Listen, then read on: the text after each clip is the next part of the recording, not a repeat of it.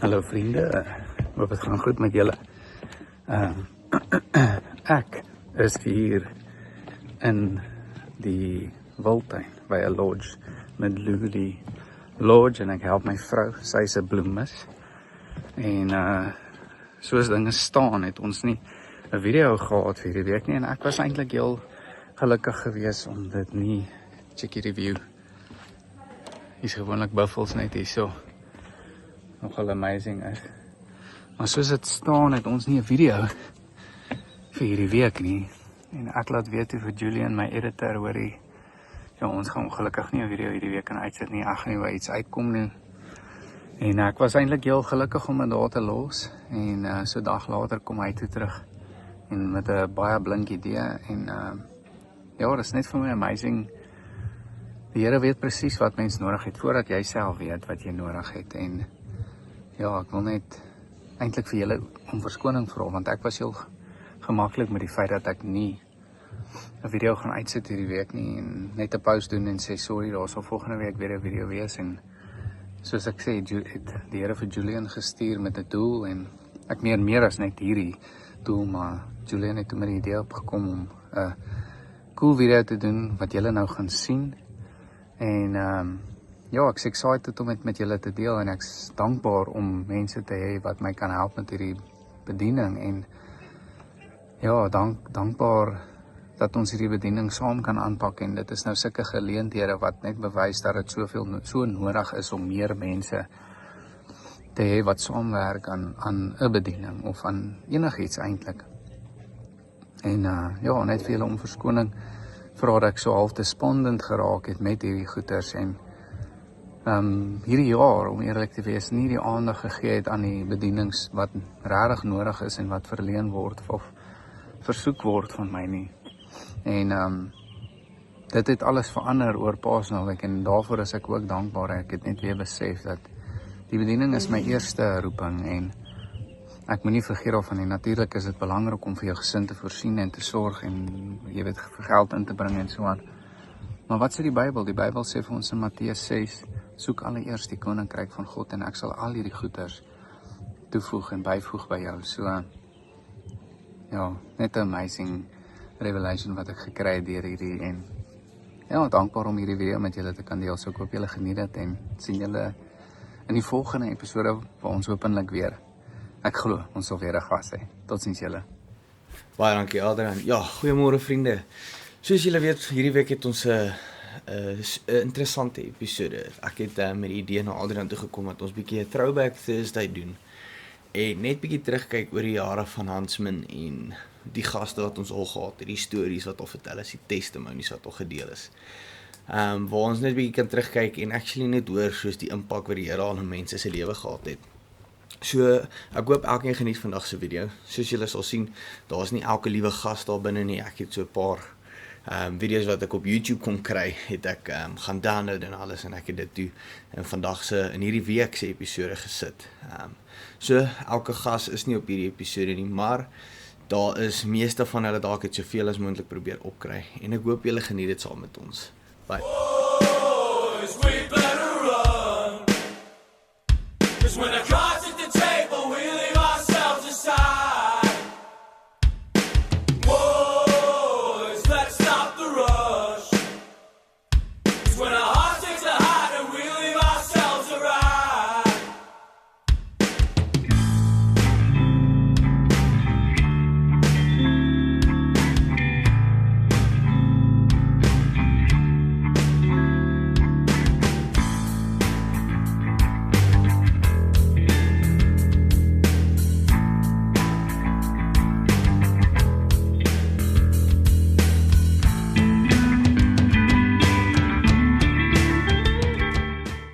Goeiemôre julle, ek is Adrian Venner-Skeepers. Ek is die aanbieder van die Hansman Show. Baie welkom hier. Ek wil julle gou net kortliks verduidelik wat die Hansman Show is.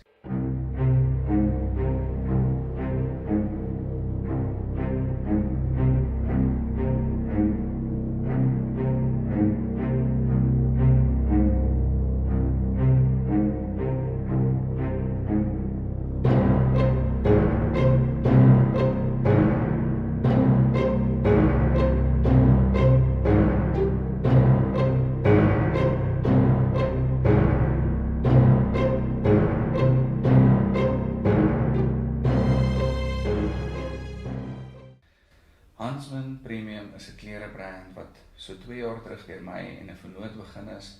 Nou, die rede hoekom ons so begin het in 'n neutedop is ons het gevoel dis altyd 'n mission vir 'n man om in 'n winkel in te gaan, vir ure daar binne rond te loop en uit te stap met leë hande.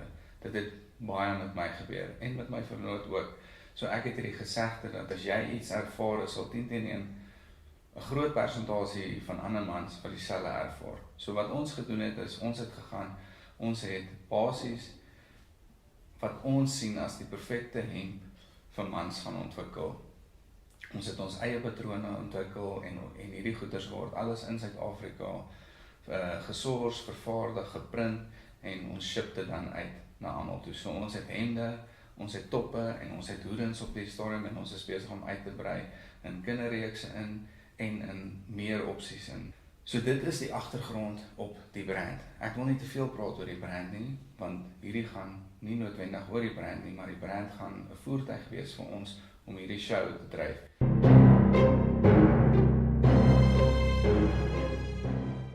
So ons voel nog altyd dat Huntsman meer as net 'n klerereeks moet wees.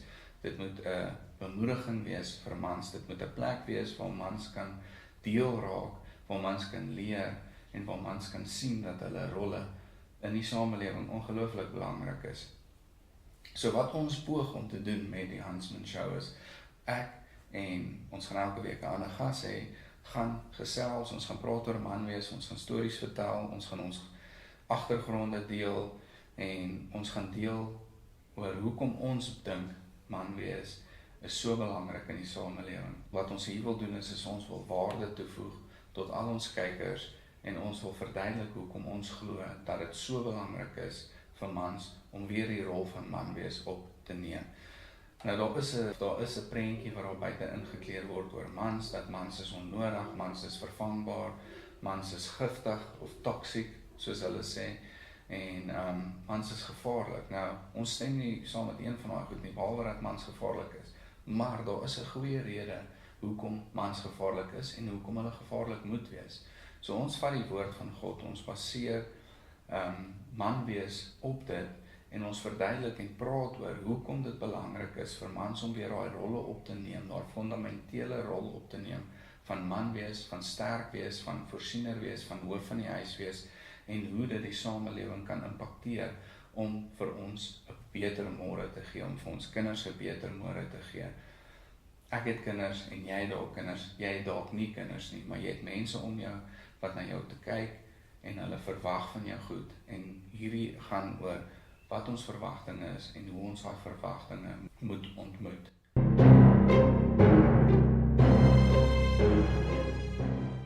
Nou die agtergrond op die Huntsman oor die algemeen is in die ou dag was 'n Huntsman iemand wat basies vir sy hele gemeenskap gekyk het en gesorg het. Die Huntsman het uitgegaan, hy het gaan jag, hy het vleis gaan kry, hy het gaan gather en hy het baie kos, daai goed wat hy gegather het hy teruggebring na sy gemeenskap toe om te bedien as voedsel vir die gemeenskap. Nou die tweede rol van die Huntsman was ook om te seker maak die omgewing van sy gemeenskap was veilig. So hierdie ou het uitgegaan en hy het enige gevare gaan aanspreek of gaan verwyder en hy het sy gemeenskap in kennis gestel van hierdie gevare of hy het die gevaar net absoluut verwyder. En ons glo daai rol wat die Huntsman gespeel het in die ou dag is ietsie wat ons weer moet aanneem as mans in ons lewens vandag, is om te sien na die mense om ons, na ons families, na ons vriende, na die mense in ons gemeenskap en om vir hulle te sorg, om vir hulle goed te wees, om vir hulle sterk te wees en die gevare in hulle lewens dalk minder te maak of selfs te verwyder.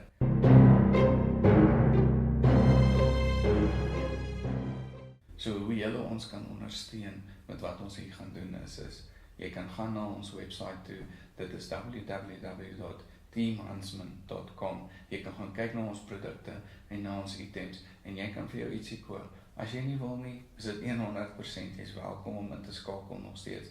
Maar weet net met elke verkoop wat deur ons website gaan 'n gedeelte van die aankoop terug na die show toe en dit word gebruik om te doen wat ons hier doen, om dit beter te maak, om die produksie beter te maak en om meer gaste te lok om te kom deel met ons hulle ervaring oor man wees. So baie dankie dat jy ingeskakel het op hierdie video. Ons sien regtig uit na hierdie nuwe journey. Ek dink dit gaan amazing wees en ons sien regtig uit om dit saam met julle te loop. En dankie dat jy ingeskakel het. Ons sien jou by episode 1.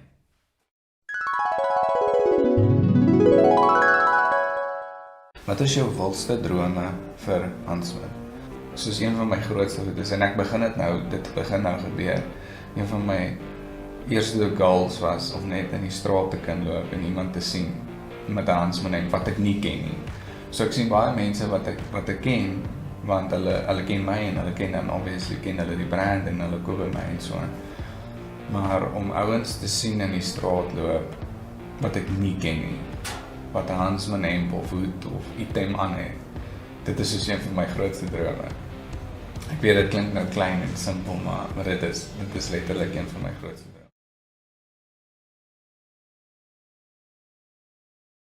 Welkom julle, welkom by episode 1 van die Hansman Show. Is die eerste een? Yes, Dis die eerste een. Ek is 'n champ of die eerste ouers. Kan jy glo? Soos julle kan sien, die wêreldbekende, wêreldberoemde, Suid-Afrika bekend. amper sê ek Kwagga Smith. Qua imagine, my neus is daar nog 'n bietjie. Soos ek gesê het, ek het nie 'n cool kinderlewe gehad en sulke goed nie. En ek het baie wat die lewe wat saam met dit kom. Ek het vroeg begin drink, ek het vroeg sigarette begin rook en sulke goed. En ja, chom, ek het baie gekuier en wara en ek's vroeg deur daai lewe.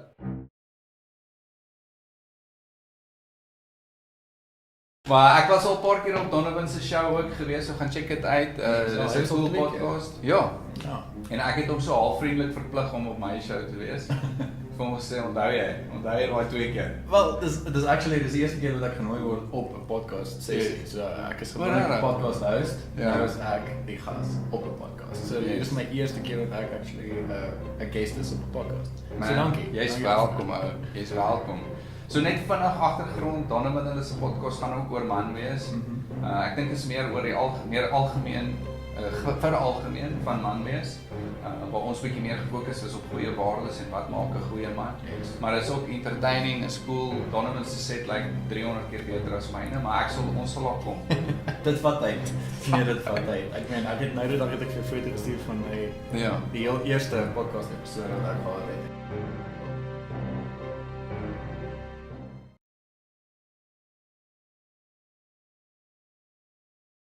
Op hoërskool voel ek om eerlik met jou te wees, het ons 'n baie rowwe tyd gehad omdat ek maar bietjie snaaks was as gevolg van dinge. Verduidelik ons wat is snaaks. Jy kan sê man. Hierdie dis die ding van hierdie podcast man. Dit is die goeie en die slegte. My verlede is nie great nie. Dit daai wat jy nou gesê is presies hoekom ek niks onder nie, want ek kan dalk so wees oor my verlede, maar iemand anders is dalk 'n erger verlede. So ek probeer dit nie. Ek hoor, ja. Maar kom ek verduidelik maar soos obviously jy weet ek is deur 6 egskeidings saam, 3 aan ma, 3 aan pa. Albei in 'n 4, so deur daai goed jy kan maak, jy kan sterk wees soos wat jy wil, jy kry maar damage. Chip away. So ek het baie trust issues en as dit by vrouens kom, omdat ek nooit eintlik 'n vrou in my lewe gehad het, soos ek het 'n baie weird relationship met my ma gehad. Ja, so jy het nie regtig 'n moederfiguur, ja. Jy kyk nou, dis hoe ek dit so weird gevind toe ek kyk soos jy voel en daai energie is daar met ek soos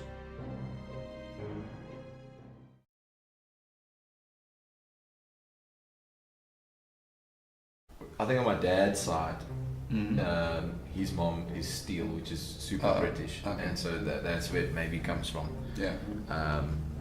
Steel like angle line. Take something that's not yours. Very important key. There are 2 E's in there. They like the hardcore stuff, you know. Like Daniel Steele. Exactly. Blue steel. Blue Steel. Can you rock a Blue Steel, man? Thanks, bro. No, I'm gonna put that in one of our reels. I've got a video on how to rock blue steel. Hey, what are you saying, the Zoolander clip? Yeah, I do. I've got The Magnum. yeah, it's actually all in the eyebrows. Okay. You know, so That's fine. Anyway.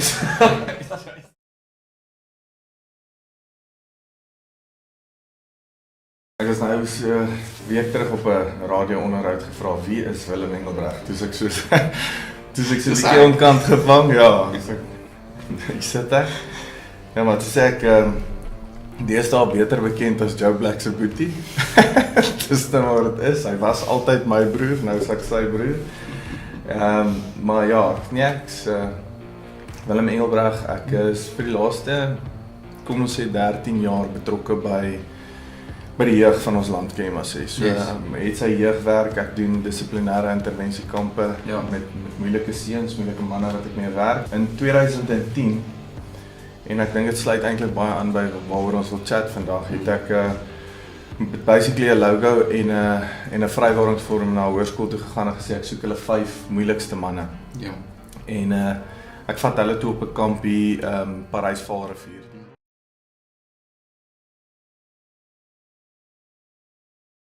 Ons kom so, ek dink op die 16de paadjie en ons wag en die ouens voor ons wag.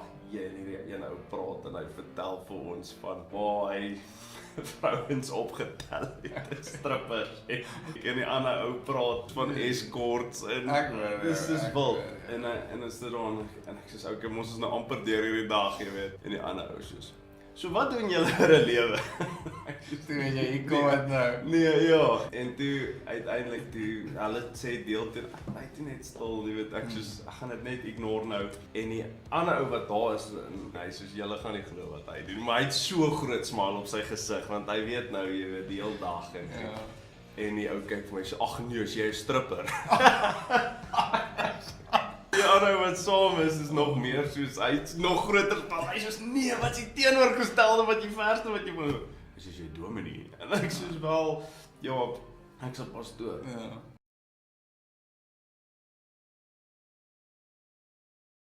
Groot geword, pastoor se kind, dominee se kind. En net sodat julle weet, hulle sê dominee se kinders is die stoutste, maar die rede daarvoor is dat hulle speel met die gemeente se kinders.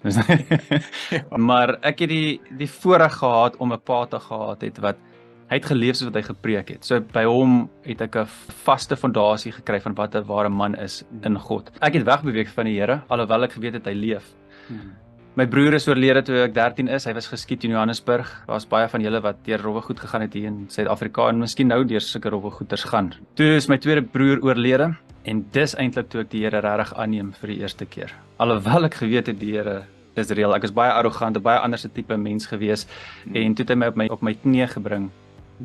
En ek het submit. Van daar af het ek nooit teruggekyk nie. So summary net so vinnig vir my lewe. Ek het baie lande, oor die 20 lande toe getravel, internasionale model gewees vir baie jare, maar dit was nie God se plan met my gewees en ek het lank gebid en vir hom gevra wat wil U hê moet ek doen?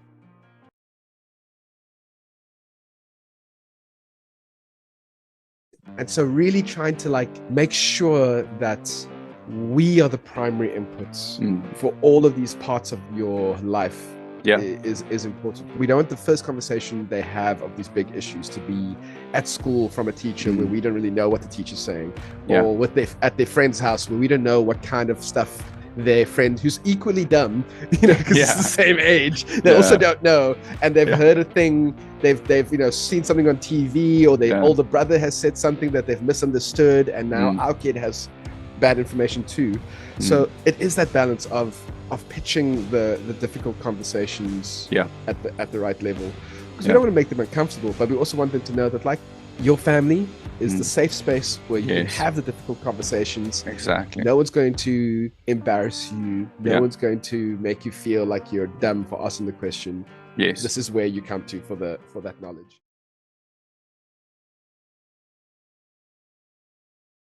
Dis nie my waarheid en jou waarheid nie, want dis die ding. Dit is wat jy net nou sê van verdraai. Want hy het 'n waarheid, wie's reg? Ja, ek verstaan jy, dis nie my opinie of iets nie. Daar is 'n waarheid. Gaan ek die waarheid glo of gaan ek nie? En dit is nou wat jy sê, hulle verander so baie woorde se betekenisse nou. As jy gaan vat in Suid-Afrika, die woord rasis. Dit was so maklik om te weet wat is 'n rasis. So maklik. Die Here het my eendag hardop toe ek 'n ou vloek in 'n taxi of hom iets sê wat ek nie moet sê nie. Toe sê die Here vir my daai dag in my hart, hy sê vir my jy noem hom dit, ek noem hom my kind. Ja. Toe ek dit ervaar, toe dink ek wie die hel is ek? Besef ek, yes man. ek is op die verkeerde pad. Nou, dit was maklik om dit te gedefinieer het wat is byvoorbeeld 'n rasis. Ja. Verstaan jy? Ja. Nou weet mense amper nie eers deesdae hulle is rasiste nie, want hulle het nou daai ding so groot oopgemaak. Die oomblik wat jy verskil met iemand, is jy skuldig daar. Hulle maak die leuen nou 'n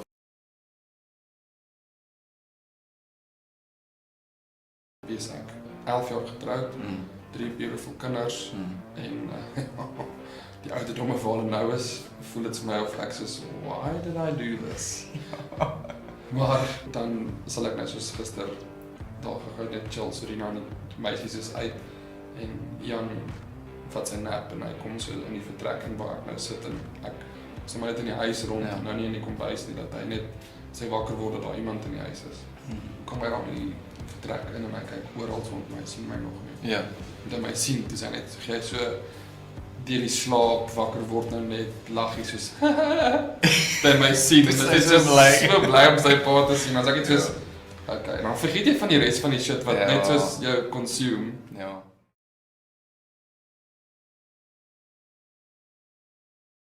Het voel vir my so disrespectful om net te sê nul is, maar ek sê altyd vir ons, ek maar vir my sê nul is, hulle moet nie sê coach nie. Maar almal noem my nog so. Ja, maar ek dink dat soos coach het my gecoach toe ek nog 'n laaitie was. Soos nie laaitie nie, maar ek was 17 jaar oud. So 2005. Ek het vandag gekyk daar so baie. Ja. Trofee wat jy mag gee 2005. Ja, baie jare terug hoor. Ek het ook nou die laaste week so gerevisit, toe dink ek het coach nou begin in 2004. Toe onthou ek nie, Derek het nog daar ons gecoach en toe hy sommer net so in die middel van 2005 net besluit, ek's klaar. Toe tree coach nog in en soos van die range. Ja, toe coach 2 spanne basically afgerig. Ja, ek het julle afgerig en ek toe na Kabelo af. Ja. Okay, maar ja, coach, stel jouself voor. Vertel ons 'n bietjie van jouself. Ek dink baie van die ouens gaan weet wie jy is, maar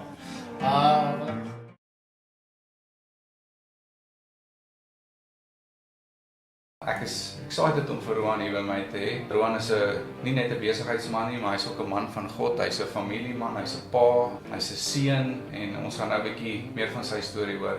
Roan, baie welkom my chom. Lekker my maat. Ja, dit is so groot geleentheid om vandag saam met jou te kan kuier hier. En dankie vir dit. Ja. Dankie vir jou. Hy kom nou al die pad van Midrand af. Ek wil nie iets lelik sê nie, maar aan die agterkant van Pretoria. Nee, dis 'n lekker area hier. Ek is baie lief vir die moed. Het hier groot geword. Baie voetspore hier getrap. En ek is 'n oud HTS JV man. JV's. So ja, baie betrokke nog by die skool ook daar. Baie dankbaar vir wat hulle in die roots wat hulle in my lewe geplant het, jy weet. Ja. Dis 'n Christelike fondasie. Ja.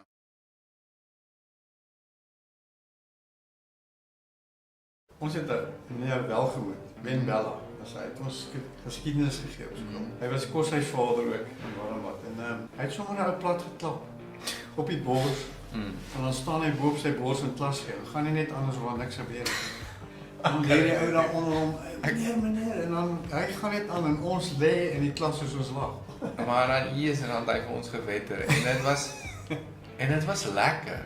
Dit was so lekker. Van al my mansonderwysers wat ek nou gehad het, soos was hy een van my gunsteling, want net omdat hy het ons geslaan. As jy krap gejaag het, en dit is soos die hele fun ding nog, was amper soos daai hele game, dis nou soos hier as hy ons vang, dan se tickets, nee. Kinders mis so uit op daai goed. Ja, dis waar. Daar is nie lekker om pak te kry nie, maar as jy in die moment nie, maar as jy terugdink aan, dan is dit soos dit was so fun geweest.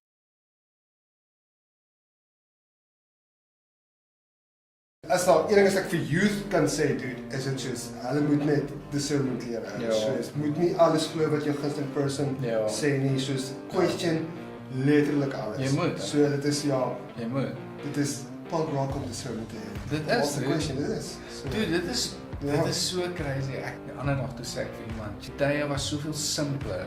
Ja. Toe ons jonger was, want dit was soos die waarheid was punk. Die waarheid was soos as jy ja, verstaan jy, maar dit is as jy die waarheid kan sê dan sit so man. En toe dit weggegaan so half 'n rukkie, nou is dit soos nou begin dit weer terugkom. Maar dit soos as jy die waarheid praat, dan's al mense soos ja, wat Ja, net gesê en dan is dit net soos ek het net die waarheid vertel. Ja, dis net soos maar dit is crazy hoe dit verander het wat ons weet die waarheid is maar wat nou ge-question word as die waarheid soos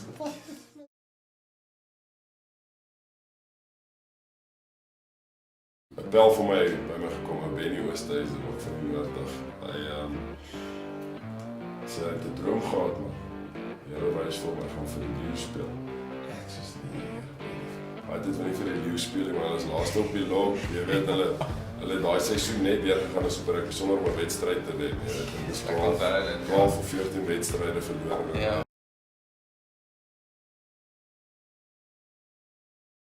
Dit is nou net hier na die erfenisdag lang naweek en Gina het 'n groot game gehad. Hy gaan julle meer vertel daaroor en dis hoekom hy lyk soos hy lyk.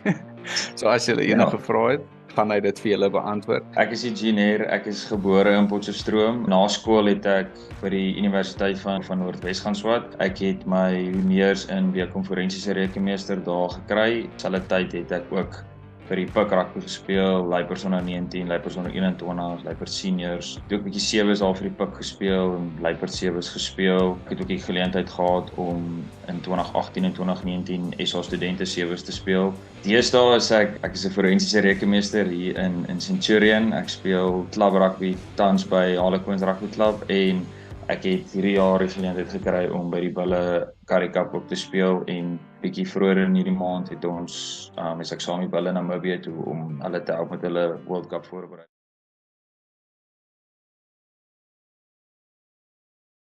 Aan die ander kant sal ek sê gaan net op vir dit want ek het hoeveel pelle in die rugby wêreld wat nie gaan swat het nie wat net gesê het hulle gaan 'n rugby speler wees.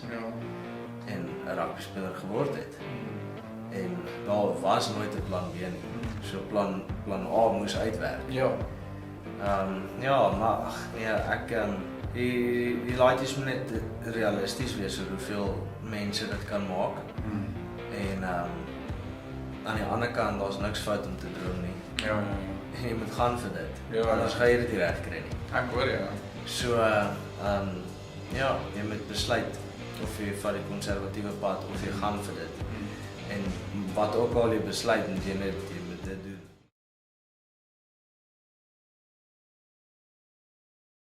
Ons begin sommer by die dekor. Ek sal baie graag 'n bietjie meer daaroor wil chat, want dit is so karre is nog altyd vir mans. Ek weet jy's ook dalk nie so erg oor karre nie, want ek weet ons is net soos ons bakkies is nie gepimp en net mags en low profiles en goed op nie, maar ek dink is 'n amazing experience om in die dekor te wees. Ja wel, ek het begin navigate in 2008 saam met Swaar en ons het lekker gery. Hele paar ongelukke gehad, paar keer ek dink ons die heel eerste reis het ons maar op tweede reis het ons die kar gerol. Ja, dit was lekker geweest. En dit is 'n stuk het ons opgehou en 'n stukkie geleentheid gekry om saam met Skalkberg te sport. Toe dan gevra om ons om navigate en hy het gesê sy droom is om dekor te gaan.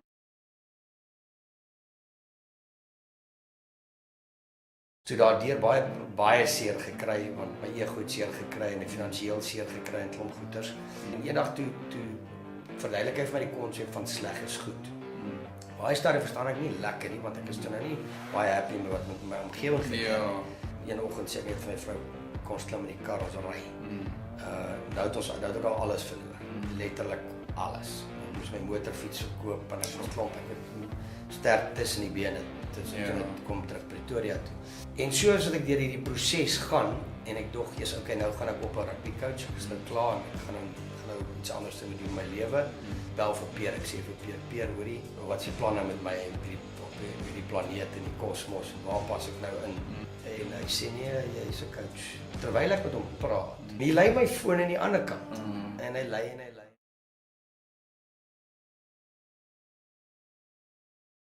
Speel vir my vrou 'n bietjie Elvis musiek, ou musiek of wat ook al. En nou raus die kar en sê my dogtertjie, "Kan asseblief normale musiek luister?"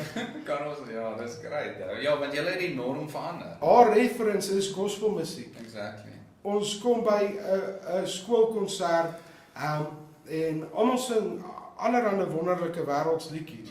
My dogtertjie kies, sy wil sing Fight on my knee, the battle belongs to you. Sy kies God.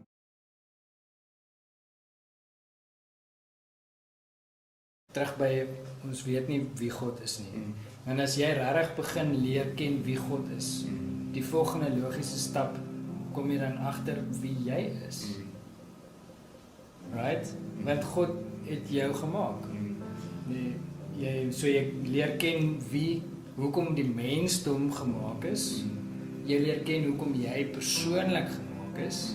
Daar's soveel identiteit wat established word in jou verhouding met God die Vader, met die Heilige Gees, in jou verhouding met Jesus en jou verstaan van sy karakter.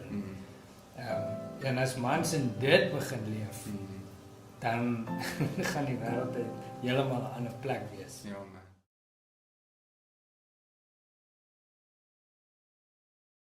Wil jy jou straat bietjie veiliger maak? Daai kan jy regkry. Wil jy seker maak die hele wonderboom, daar's geen meer rommel enige plek nie, gaan jy dit regkry. Wil jy seker maak daar's geen rommel in jou straat of in jou buurt nie, dit kan jy regkry. So jy stel, dit begin alles by doelwitte wat jy stel wat eintlik realisties is. Ek wil hê mense moet ophou die wêreld probeer red. Red eers wat jy kan. Red jou huishouding, red jou straat, red jou buurt en dan begin eintlik met 'n baie klein sirkeltjie. En dan bou jy daai sirkeltjie uit. En want as jy nie vir jouself realistiese doelwitte stel nie, gaan jy so vinnig mismoedig raak en so vinnig moed verloor. En dis wat ek heeltyd sien. Dan mense stel vir hulle die ongelooflike doelwitte aan die begin van die jaar, veral waar ons nou is. En dan kry hulle dit nie reg nie en dan sê hulle ag wat was die punte daar?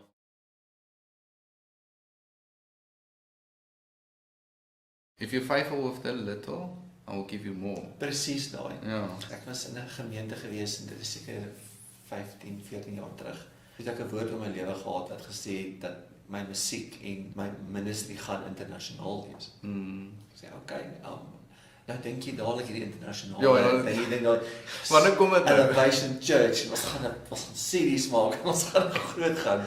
En ek wou nou nog, jy weet, dit het nog nie gebeur nie, maar ek besef nou dit begin met die kleine. Inskryf in Suid-Afrika, 'n bietjie meer visible in Suid-Afrika op sosiale media platforms te wees. Toe ek nog by 'n klein gemeente en ek is nou so jaar en 'n half by Mosaïek gemeente waar ons amper 60,000 kykers het. Op die boodskap kyk net elke Sondag. So jy doen die worship?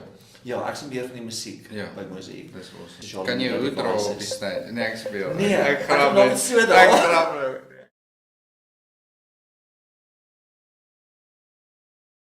So ek het actually een van Driekus se eerste EFC fights gekyk. O ja. Soos voor hy wel bekend was enigstens. Hy het teen 'n ou gefight wat sy naam is JC Lambrecht. Hy is nou die Dit klink bekend. Ja, wel, hy is nou die heavyweight EFC champion. Sure. Okay. En JC het uit ons klub uit in Potchefstroom toe hy geswat het hy geoefen by daai klub waar ons was. En ons almal het vir JC gaan support en ek het nie gedink iemand gaan vir JC wen nie. En toe is dit nou hierdie twee jong fighters, Driekus, ek dink hy was 19 op daai stadium. En ek het 'n paar pelle gevat en ons het vir JC gaan ondersteun. Ja, toe sien ek eers keer vir Driekus daarso en dit was 'n flippend goeie fight geweest. Dit was fight of the night. Ek het nou reg 'n interview gehoor wat gehoor het Driekus sê dit was een van sy hardste fights nog geweest.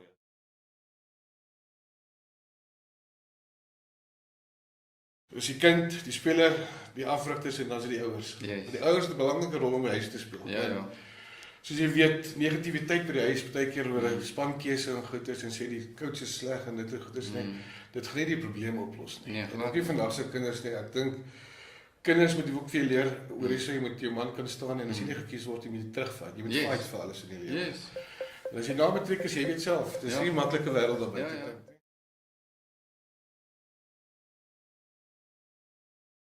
So ons huldig mense in.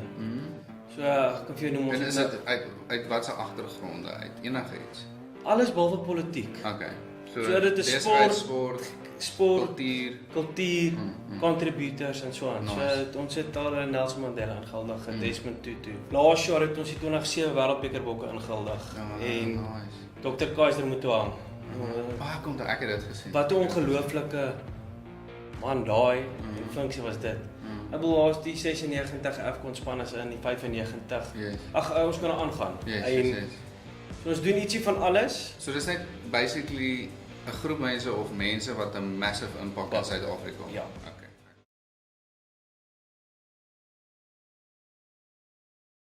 Wie is die hardste span wat jy nog gejoin het? Wat is jou hardste game? Hardste span. Almal het daai een game wat soos dit was kliphard geweest. Crusaders, ja, dit was 'n klein All Black span daar geweest. Ja, hulle het ons een keer heel beloftes nog ons 17 of 18. Seer gemaak en daai is seer op verskillende maniere, jy weet. So net daai tyd, die Nieu-Seelandse spanne was maar altyd die hardste wedstryde.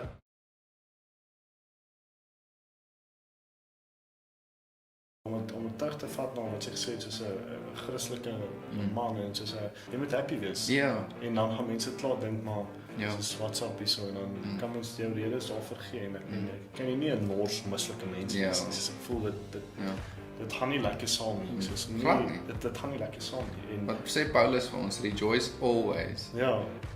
En dan repeat hy sê I say therefore rejoice. So, en ek dink wat help daarmee is baie goeders. Ja. Definitief. Ja. En een van dit is, soos ek sê, ek sê oefen, ek bedoel aktief wees. Yes. Iets doen wat jou confidence gee om op baie op die veld te staan. Of as jy kind met jou wil iets soos Joel, jy gaan of voel yes.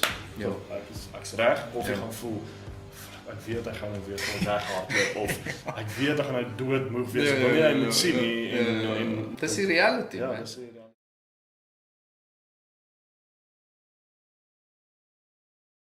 Maar ek dink die beauty is met my laaitie en ek bly dit sê, dis asof die Here my en my laaitie se verhouding so baie gebruik oor hoe hy wil ek moet glo en verstaan. Ja. As my laaitie tiener in die ander wil wine gaan sê, kan hy nie verstaan hoekom hy nou mag kry nie. Dan sê ek vir my seun, dis 10:00 jy moet nou gaan slaap. Dan sê hy kwaad en ek kan nie verstaan nie. En dan sy daar weggeloop en ek klim in die bed, dan sê die Here, dis baie keer jy ook. Ja. Jy voel iets nou hê, maar ek sê vir jou nie nou nie en dan kan jy verstaan as jy kwaad. Of ek sal op die bank sit en ons sal iets kyk en Mattie sal net vir my kyk en ek sal hom druk en hom soen. En hy sal weer aangaan en dan sê hy vir my, dis ek wil jou voel nie. So dis asof die Here heeltyd hierdie goed my laai en dit is weer my storie, gebrokenheid, son en vader. So die Here bring my heeltyd terug om amper weer daai liefde te restore.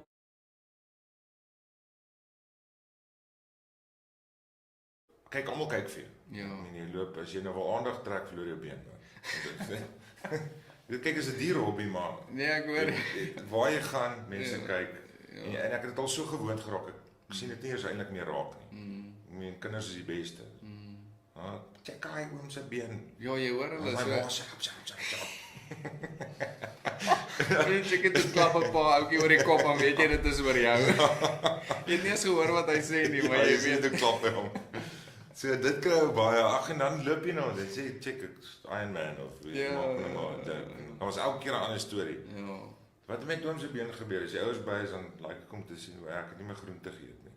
Dis dan as die ouers so. Ja, nice. Gee hy vir slaai hy vir so R200 hier.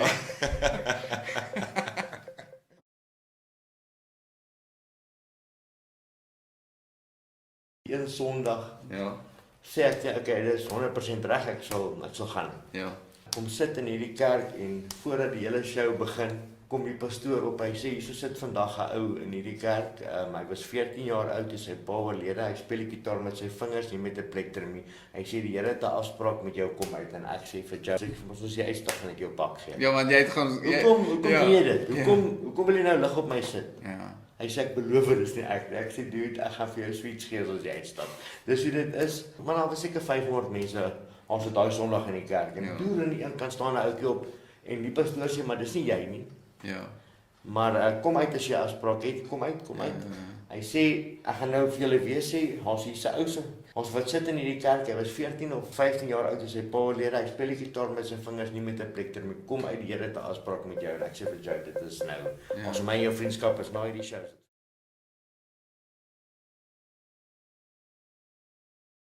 So jy kan nie sondes gaan oor en oor doen met opset, weet dit wat jy doen is verkeerd, verstaan? Ja, absolutely, maar die ding is wat jy maak jouself oop vir die leuns van die vyand. Ja. Dis die ding is, sodra jy daai deur oopmaak, dan begin jy weer daai leuns hoor, daai gefluister van ja, jy is nie goed genoeg. Jy sien jy het nie verander nie. En dis die ding is julle struggle is met ietsie wat baie maklik identifiable is. Verstaan jy?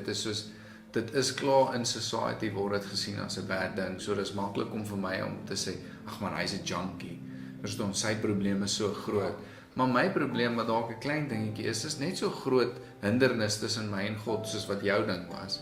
Verstaan, by God is dit anders as wat dit by ons is. Die standaard waarop ons dit sien as mense, maak dit nie 'n mindere ding of 'n grotere ding as jy weet as die divide wat dit veroorsaak tussen God en my en tussen jou en God.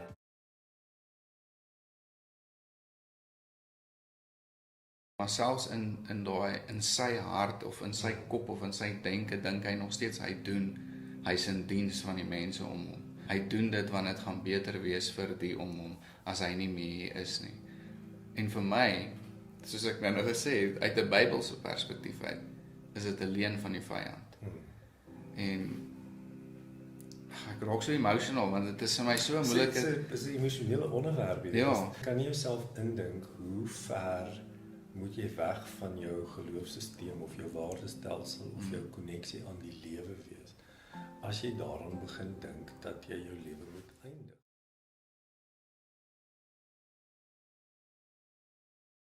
Maar hier's wat die gedagte by my gespaak het om te sê toe ek nou staan ek in jaar 10 van by Just Imagine ek moet sê getroulik my diensdae gee, my hart en siel. Ek is nie 'n halfway in tipe ou nie. Soos ek my commit, dan commit ek 100%. Ek dink die ouens daar sal dit ook kan getuig daarvan. Ja. En ek het nog altyd een van die beste stukkies advies wat ek gekry het is ou sê vir my beskerm jou reputasie. So jong man sê dit vir my. Sê vir my beskerm jou reputasie met alles wat jy het. Want dit is jou ruilhandel, dit is jou currency. As jy skade kry, is dit baie moeilik om dit weer te herstel.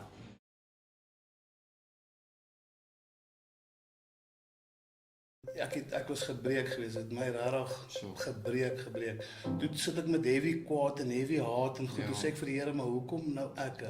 Hoekom ek en op hierdie ouderdom, hoekom gebeur dit met my? Jy weet, ek is nog so jonk en alles en nou vat hy my ma vir my, my ma was my alles geweest. My ma was my alles, want sy het gekyk na ons, weet, ek het geslaap, baie ander geslaap by haar as ek vertroosting gesoek het en so voorts. En dit het my gebreek. En toe van daar af toe is dit net downhill, al die pad downhill. Man, ek kan nie eens imagine nie,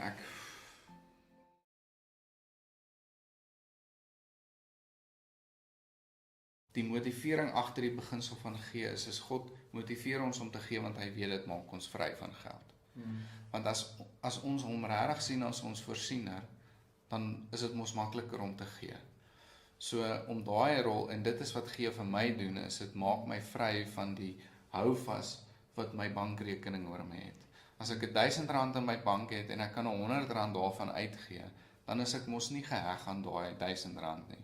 En dit kan R1.000.000 wees, verstaan jy, maar gee is, en dis hoekom ek dink gee is belangrik. Ja, en daar's blessing, daar's verseker, as jy gaan lees, Maleagi, dink ek in. Ja.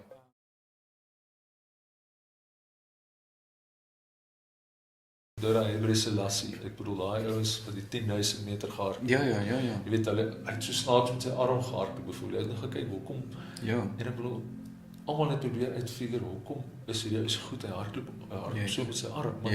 En hulle het sport science toetse in my bedryf gedoen en te sien sy hardloopstyl en arms en niemand het hom nog ooit gevra hoekom hardloop jy so? Een verslaggewer gevra maar jou arm hoekom hardloop jy so? Wat het dit doen? Hy sê nee, hy het elke dag met sy boeke 20 km skool toe gehardloop, maar nie so eenvoudig. Verstaan jy? Hy is die wêreldbeker 10 km kampioen, maar niemand het hom al gevra hoekom hardloop jy so nie. Hierdie ouens analiseer die goed en ek sê partykeer wil hy overanalyze. Ek sê begin net by 'n punt en doen.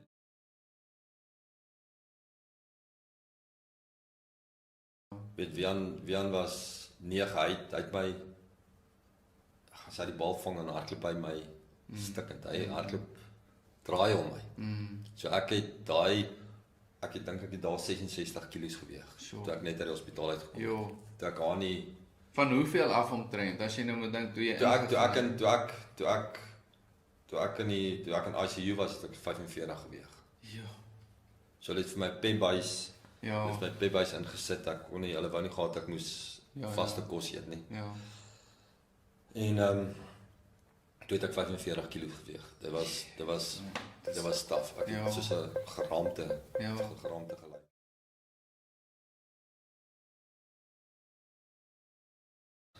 Hy was die pa wat ek nooit gehad het. Ja. Dis hoekom ek gesê het God het herstel wat ek nooit gehad het. Hy het my pa gegee wat vir my lief is. En grace, it's amazing. Yes. En toe lê ek eendag en ek sien sy bid vir my en ek klap my tong na en ek dink wat weet jy?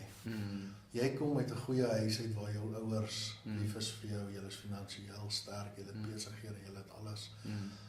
Wat eintlik 'n leuen was. Ek was ignorant want sy het ook maar deur goed gegaan. Ja. En ek kom uit 'n huis uit waar my pa my ma geslatter as koppe onder die bed in en gaan kyk hy verder, hy het al by die nek geval aan brande op roosters. Hy het op sy kinders geskiet. So ek kom uit hierdie huis uit wat gebroken is. Ek kom uit hierdie lewe uit wat gebroken is en hier kom jy en jy. Wat weet jy, man? Ja.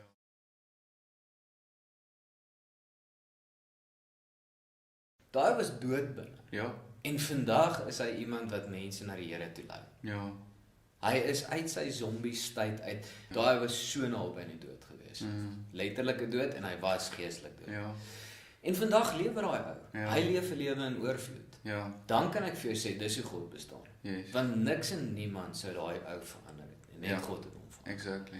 So sulke goeders excite my. Verstaan jy? En dit ek praat eerder oor daai goed as oor die drugprobleem wat ons het in die noord, want dis eintlik maar oral en dit was nog altyd so gewees.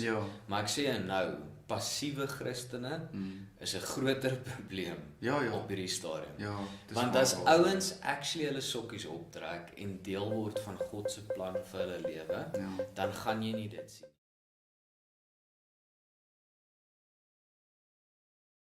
As kinders aan pornografie op 'n baie jong ouderdom blootgestel word, jy wil nie weet nie. Ons het 'n meisietjie, 'n saak wat ons gewerk het, 7 jaar oud. Okay?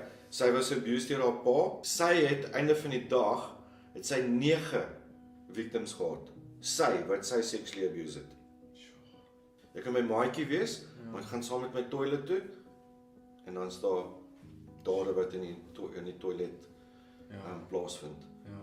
En al daai meisietjies, hulle het letsels vir die res van hulle lewe. Maar die sê ding daar is dat daar's 'n moontlikheid dat 10% van daai 'n sexual abuser kan word, 'n predator kan word. En statistiek in die wêreld sê nou kinders so jonk soos die ouderdom van 8 jaar oud is seksueel aktief. 8 jaar oud. Sy moet pop speel. Karretjies.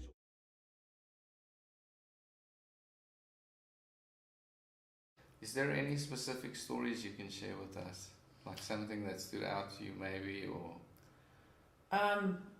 Yeah, like cases or something here in, But you are allowed to speak about. Yeah, no, I've got one that the case is over. And it's a big success story, so I like to share it, but it happened, I'll still leave some details out. Yeah. But it happened just here east of Pretoria, and it was a cult. A religious cult, and we've run into that several times. Wow. Because of the mindset. You talk about grooming. Yeah. Who doesn't want to believe their pastor, especially when their pastor is abusing it, saying, God told me to do this, XYZ.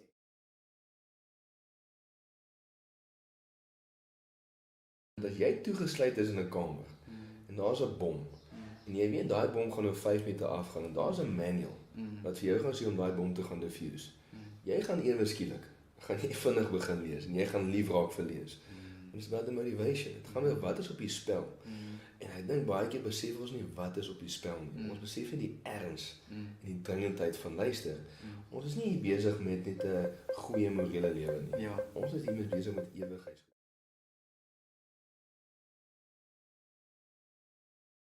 Suid-Afrika heidaglik is die mees digitaal verslaafde land in die wêreld.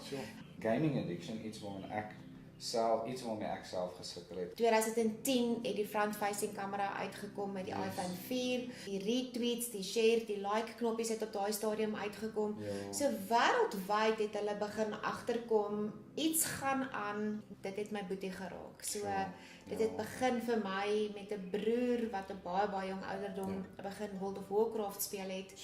Ons gemiddelde tiener is aanlyn omtrent 9 ure 'n dag. Ja. 20 jaar van my 37 jaar op hierdie planeet is eintlik wasted as gevolg van 'n game, 'n digitale verslawing. Ek kan nie meer stil bly hieroor nie. Mense word wakker. Jy weet, maar ongelukkig is baie keer die skade alreeds gedoen. Die goeie nuus is ons kan skade regmaak.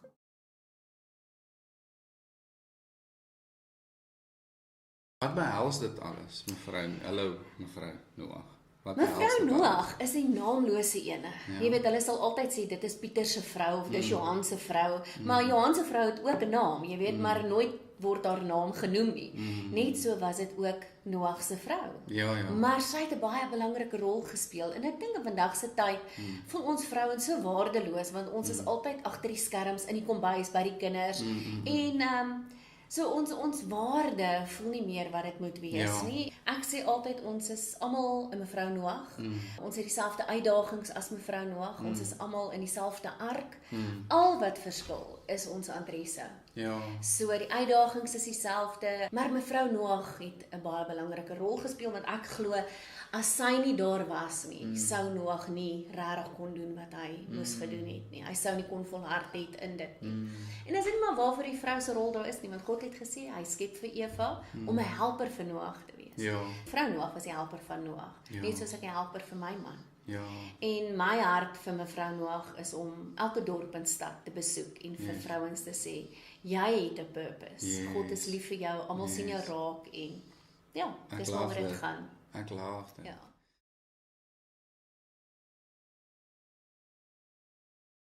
Ek onthou nog het my vrou 'n boodskap gestuur en gesê, hoorie, my lief, hulle gaan my op 'n ventilator sit. Jy moet kom. As jy my wil kom baie sê, want ek weet nie wat gaan aan nie, weet nie wat ek gaan maak nie. In elk geval, ventilator 8 dae, word wakker in ICU en alles die mekaar. Jy weet, jy is, intussen het ek terwyl ek in die ICU is, na die tyd het ek delirium ontwikkel. Dit is, jy raak die mekaar, want jy weet nie wat's dag of nag nie, maar daar's die vensters wat vir jou wys wat's dag of nag nie. So, hier is en ek kry snaakste drome en ek, Maar wat ek vir jou graag wil vertel is die visioene wat ek gesien het, of die drome wat die Here my gewys het, terwyl ek onder sedasie was.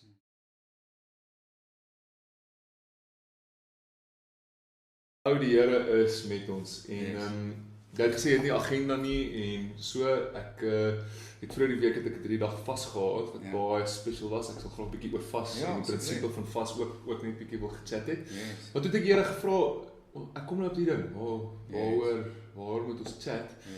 En die een ding wat baie sterk op my opgekom het is werk. Maar nie my werk en my storie nie, net werk in 'n Bybelse konteks. En ek dink dit is al cool wees as ons dit bietjie kan aanpak. Dit sal cool wees. Ja, so dis ek. So ek is klomp verskillende dinge. 'n Belangrike ding om van my te weet is ek glo nie in work-life balance nie.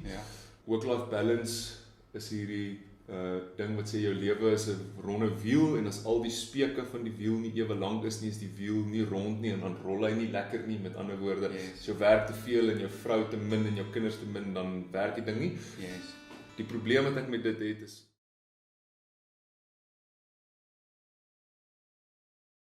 ek van luister, as jy nou gaan aan, wat wil ek nie mekaar die buite kyk. Sê nie, wag, ek wil niks sê van jou af nie. Ek dog jy leer die hele tyd aan my, sê nee, jy lyk goed. Ek ken nie iemand, uit ons sê, jy lyk goed, want daai tyd het ek die kickboxing gedoen en ek het net die gym gedoen. Sê, daar's 'n moontlikheid vir jou om te compete. So ek meen uiteraard dat die vlamme geblus en toe wys hy my dat sy narrative is nie wat ek gedink het. Toe sê ek wil jou actually voorstel aan jou coach. Ek sê, okay. En toe ontmoet ek vir Wian. Wian mens is 'n awesome mens, baie lief vir my boeta. Hy het 'n baie groot impak op my lewe gehad. Ook 'n Christelike man. Hy is die enigste ou wat ek kan sê in bodybuilding het regdeur nog die hele tyd sy faith hou en alles nie vir die Here. Ek het ook so begin, want ek het saam met hom op pad begin stap. Yster slyp yster, 100% is.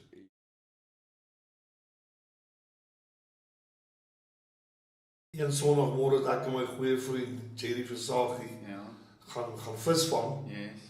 En ek het my mieliebom aangesit. Net voor ek wou ingooi, het ek afgebuk in die dam om my hande in die water te was. En by God's grace was my hande voor my gesig en al 'n 5 meter krokodil uit die water uitgekom, my in die hande gegryp en my onder die water ingetrek selfde tyd. Ja, en dit gebeur seker. Dit gebeur net so. En jy weet die bank wat ons opgestaan het. Dis 'n meter af. Dan sit dis hoe diep die water is. So hy het in daai meter water onder gelê dat jy kan hom nie sien. Hy's 'n ambusher. En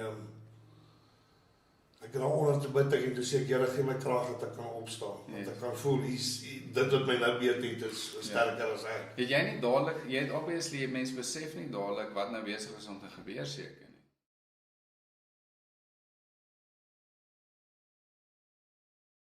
Die mensdom se eerste reaksie is nooit verantwoordelikheid.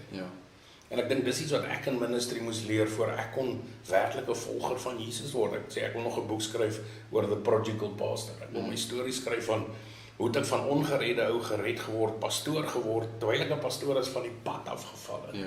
Binne-in dit nog steeds in ministry. En hoe die Here dit kom daai seerste seer binne in ministry gebruik om restaurasie te bring. En want ons vergeet God se vermoë, is nie ons vermoë nie. En ek dink dis die challenge wat ons het, is ons soek so graag in ministry na is ek goed genoeg? Is wat ek doen relevant? En ons soek daai perfectionism, ons wil daai regte ou wees waarna mense kan opkyk. En die Here het eendag vir my gesê, al wat ek van jou vra is verantwoordelikheid.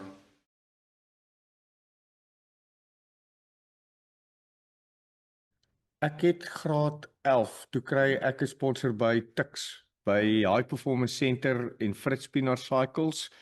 Beeld was betrokke en hulle het vir ons fietsie gekry by GT teen kosprys, jy weet. Dit is die begin. So Zoon Kronee het daai tyd was hy direkteur van High Performance Center en daar het my performance heeltemal opgekom. Daar kom ek derde by SA Champs vir marathon. SA Champs was Barry, John Lee en ek was derde. Ek en John Lee was baie naby mekaar. Baie naby mekaar vir tweede plek. Hy het gegaan en hy het die Tour de France gaan ry. Hy was King of the Mountains geweest. Barry Stander het die ander 23 World Champs geword voordat hy oorlede is. So dit was 'n baie trotse oomblik vir my. Ek het veel erg geword daai jaar by John Foster. En ek het net omgedraai. Ek het net regtig 'n shift gehad.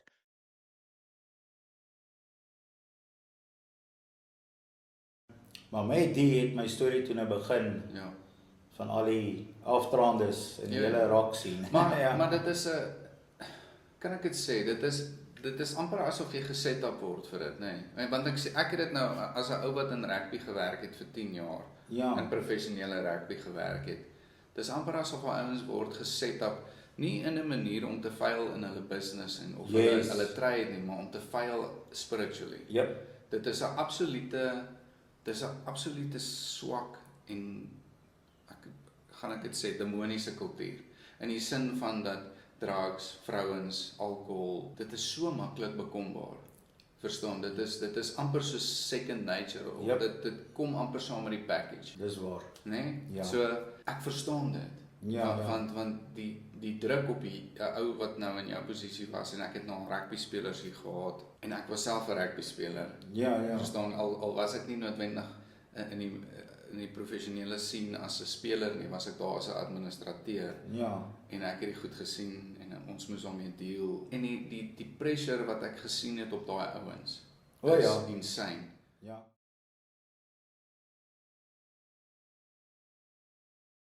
Ek wil die manne wat kyk hierna net aanmoedig. Een van my talente is positivity. Dit beteken ek is 'n natuurlike aanmoediger, encourager. Ek probeer ouens sê vir my, man, jy sien die glas volledig vol. Half vol met water en die ander helfte het water in. En dit is lig in, water en lig. So hy's propvol. Maar as ons mooi daaroor dink, dit klink nou wonderlik hierdie. En dan sê jy vir my, Maliander, jy verstaan nie my lewe nie. Jy verstaan nie die druk waaronder ek is finansiëel.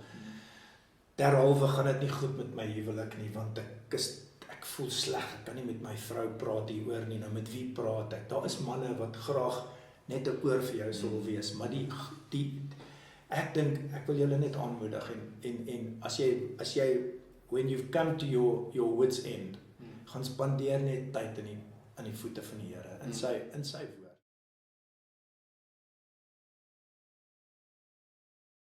Op die plaas het ons handslammers gehad. En 'n ou oom het my 'n triek geleer dat wanneer 'n ooi 'n dooie lam aanbring, dan vat jy daai pasgebore lammetjie, dan slag jy sy vel af. En dan trek jy hom oor 'n handslam vas. Dan vat daai ooi, omdat die vrugwater en die reuke op daai velletjie is. Dan vat daardie ooi, daai lammetjie asof dit haar eie is. En sy maak hom groot soos haar eie. So God wil nie jou as 'n handslam hê nie. God wil jou as sy kind hê. En wanneer sy seun se Abba vel, want wie's geslag vir ons op die kruis? As Jesus se bloed oor jou is, kan God nie die sondaar meer sien nie. Hy sien sy seun. And that satisfies his wrath. And by unmerited grace, you can now live in heaven forever.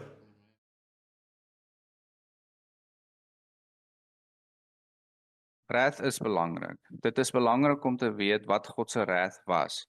Maar dit is ook belangrik om te weet dat Jesus die wrath kom dra het vir ons. Dat Jesus want die Bybel sê hy die volle wrath. He took the full wrath of God on himself, nee? En dit is dis eintlik seker slaat nou hoendervleis uit. Dis eintlik insane om te dink dat God mens geword het, sy eie wrath kom vat het vir ons. En dis net soos wow, man.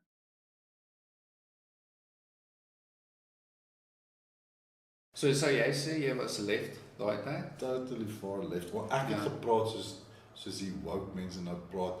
Ons het gepraat van die flyover states, jy wil nie naby die Bible Belt gaan nie. Hulle praat so. Die hele Washington is gedesign as 'n vrymesselaar uitgelê. En daar het ek verval in die ware lewe van sonde. En hier, dis niks teen wat daar aangaan. En soos ek Boston toe New York, dit was 1,5 jaar, 1 jaar, en toe land ek in Chicago.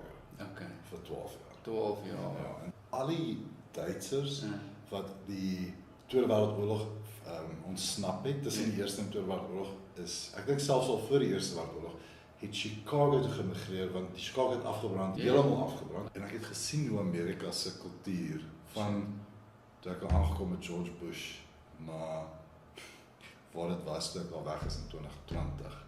Net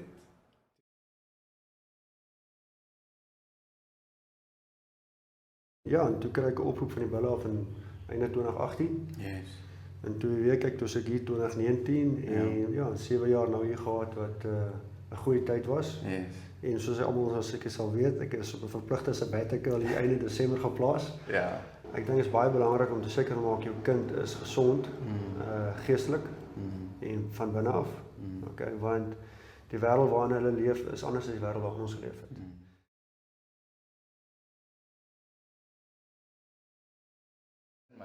Die tweede ding is onthou jy daai Bloodsport movies? Nee. So dink sien dit so. Ons almal is Jean-Claude Van Damme. Ons klim in die kruit en ons word stikkend geslaan deur hierdie groot Chinese ou, nee. Of Mongolese ou, wat ook al hy was.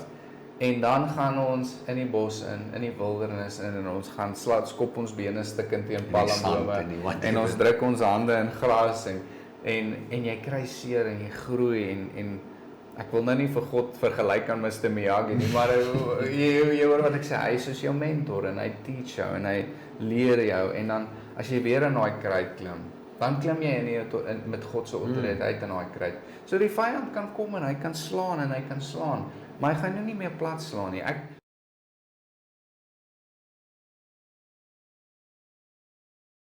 En ek hoop mense vat hierdie om te besef dat God het vir jou, as jy kyk na die parable, die verhaal van die talente, God het vir jou sekere talente gegee waarmee jy moet woeker. Ja. En as jy nie daarmee gaan woeker nie, dan is jy eintlik die ou wat sy talent gaan begrawe het. Ja, nee, verseker. En toe die meester terugkom en hy sê vir hom, hier is jou geld terug. Dus hy soos jou dwaas. Hy het hom 'n dwaas genoem. En ek dink dit is soos, dit klink harsh, maar partykeer gebruik God hierdie goeders in jou lewe om jou net weer op die pad te kom waar hy jou wil hê. Want ons is, ek dink baie meer van ons as wat daarvan sal hou om te erken is op 'n pad wat God ons nie opgeplaas het nie. Hy is nog steeds met ons. Hy verwyder homself nie van ons nie, maar hy gaan altyd vir jou sê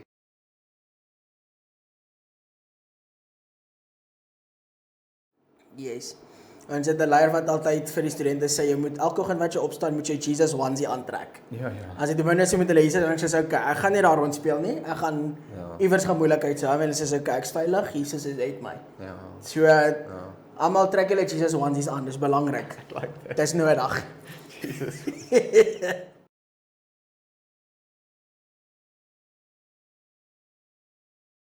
En dis so cool, ek dink, jy kan seker die movie onthou en baie van die mans wat hierdie kyk sal dit love, Black Hawk Down, jy weet die movie Black Hawk Down. Yes, great movie. Ek sal dit seker een keer 'n jaar kyk, nee, dit is vir my so great, obviously die true story account en, maar daar's 'n deel aan die einde, waar na al die gouls, jy sal dit onthou, na al die geveg, na al die fight, dit is so naby aan die einde van die movie, dan kom die ouens by mekaar by die, amper half die basis, die headquarters. En van die ouens wat nou klaar is, kom eintlik daar om nou 'n bietjie die healing te kry, jy weet, en te recoup. Maar een van die Delta Force ouens wat in die geveg was, hy is weer terug en hy is besig om te eet en weer te reload. En hy maak reg om weer in die field te gaan, om weer te gaan ouens red en ouens te gaan help. En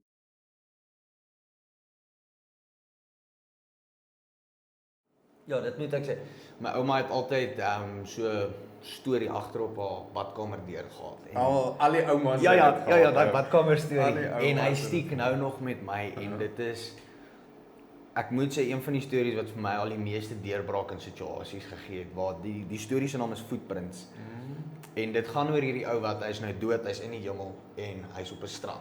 En oor die horison flash sulke stukke van sy lewe en soos hy na dit kyk, in die sand sien hy daar two sets of footprints. Maar by sekere dele is daar 2 stelle en by sekere dele is daar net 1 stel. En hy het agtergekom dat deur die tye wat hy die slegste gegaan het, wat dit die swaarste gegaan het, waar hy net soos crap gevoel het en alles en almal was teen hom gewees vir hom. Was daar net 1 set of footprints en waar hy toe na die Here toe draai en vir hom sê, "But Lord, you said you would be with me wherever I go. Yet when I went through the hardest times of my life, I only see 1 set of footprints." Waar die Here net vir hom sê, "My child, the times you only see 1 set of footprints was the times when I carried you." En net daai te weet van, maar ek het nie alleen geloop nie, ek was gedra gewees deur daai tyd. So die dag wat ek 1 set of footprints sien, weet ek dis nie my eie nie, maar dis die Here wat my gedra het. En die kere wat daar 2 was deur die goeie tyd, hy saam met my geloop, uit my hand vasgehou.